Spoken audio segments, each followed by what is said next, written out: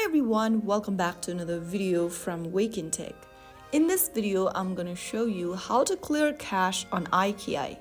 Clearing the cache can resolve issues like slow loading or video playback problems on iQIYI, so here is how you can easily do it. Open your iQIYI application on your device and make sure to log into your account. From the home page, tap on the Me button at the bottom right corner. This will open up your profile section from where you'll need to go ahead and tap on Settings. Inside Settings, tap on Clear Cache. In the pop-up, click on Clear. Soon after you do that, you will then be able to clear your cache data from the application. Once cleared your cache, your iQIYI application will run smoothly again.